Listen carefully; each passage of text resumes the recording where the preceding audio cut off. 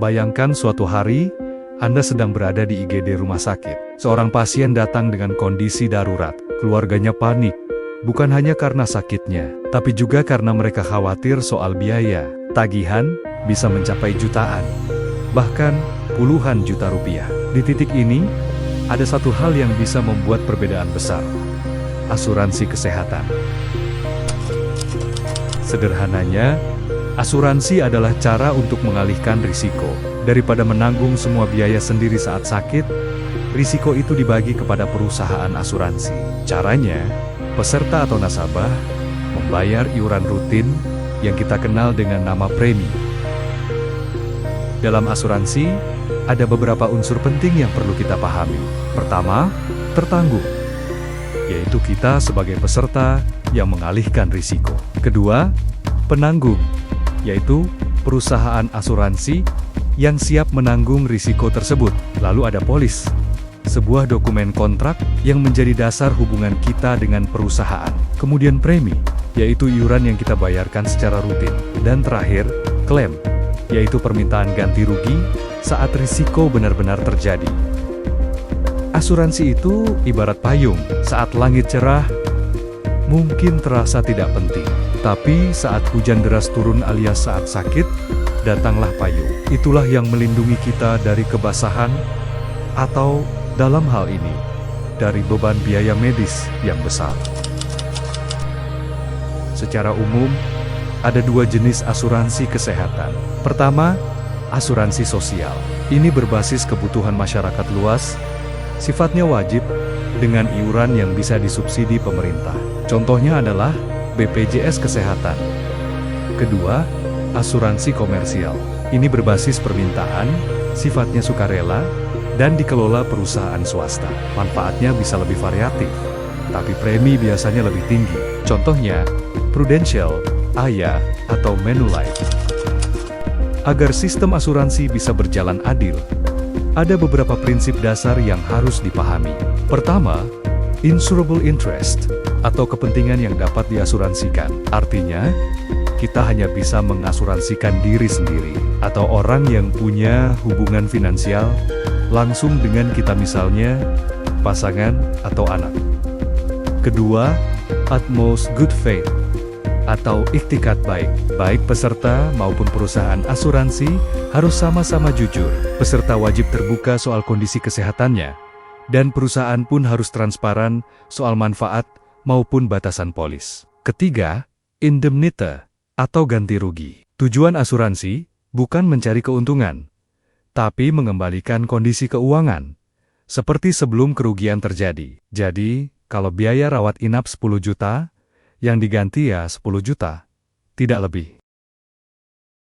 Keempat, subrogation, atau alih hak. Jika kerugian disebabkan oleh pihak ketiga, setelah klaim dibayar, perusahaan asuransi berhak mengambil alih hak peserta untuk menuntut pihak yang bertanggung jawab. Dan yang terakhir, contribution, atau kontribusi. Jika seseorang memiliki lebih dari satu polis untuk risiko yang sama, maka klaim akan ditanggung bersama oleh perusahaan asuransi tersebut sesuai dengan porsi masing-masing. Dengan memahami prinsip-prinsip ini, kita bisa melihat bahwa asuransi bekerja bukan sembarangan, tapi dengan aturan yang menjamin keadilan bagi semua pihak. Tapi, tentu saja, tidak semuanya berjalan mulus. Ada banyak tantangan dalam dunia asuransi kesehatan, terutama di Indonesia. Pertama, inflasi medis. Biaya berobat naik jauh lebih cepat dibanding inflasi biasa. Akibatnya, premi jadi makin mahal. Dan klaim yang harus dibayar perusahaan asuransi juga makin besar. Kedua, moral hazard dan overtreatment. Karena merasa ditanggung asuransi, sebagian pasien jadi cenderung berobat berlebihan. Bahkan, ada dokter yang memberikan tindakan lebih banyak dari yang sebenarnya perlu. Ketiga, rendahnya literasi keuangan. Masih banyak masyarakat yang belum benar-benar paham cara kerja asuransi. Alhasil, sering salah paham dan kecewa ketika klaim ditolak. Padahal, ada aturan yang membatasi. Dan yang terakhir, regulasi yang dinamis. Aturan dari OJK dan pemerintah terus berubah. mengikuti kondisi. Misalnya sekarang ada skema co-payment, di mana nasabah ikut menanggung sebagian kecil biaya. Tujuannya agar penggunaan layanan kesehatan jadi lebih rasional. Jadi, bisa kita lihat bahwa asuransi kesehatan bukan hanya soal bayar premi dan dapat klaim. Ada faktor ekonomi, perilaku, pemahaman masyarakat, hingga regulasi yang ikut memengaruhi cara sistem ini bekerja. Di sisi lain, teknologi justru membawa peluang besar. Proses klaim kini bisa dilakukan secara digital lewat aplikasi. Ada layanan telemedicine, sehingga pasien bisa konsultasi tanpa harus datang ke rumah sakit. Big data dan AI membantu perusahaan menghitung premi lebih akurat, sekaligus mencegah klaim yang tidak wajar. Bahkan, ada smart contracts berbasis blockchain yang bisa membuat klaim lebih cepat, aman, dan transparan.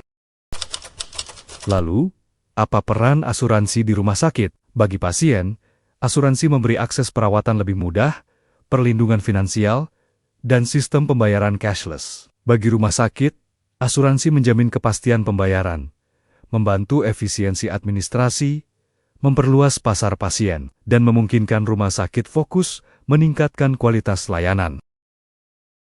Jadi, asuransi kesehatan bukan hanya soal premi dan klaim. Ia adalah sistem perlindungan, kolaborasi antara pasien, rumah sakit, dan perusahaan asuransi. Dengan pemahaman yang tepat, kita bisa melihat asuransi bukan sekadar biaya tambahan, tapi investasi untuk ketenangan hidup. Sekarang, saya ingin tahu pendapat kamu. Menurut kamu, apa sih tantangan terbesar asuransi kesehatan di Indonesia saat ini? Apakah soal premi yang makin mahal, proses klaim yang rumit, atau literasi masyarakat yang masih rendah?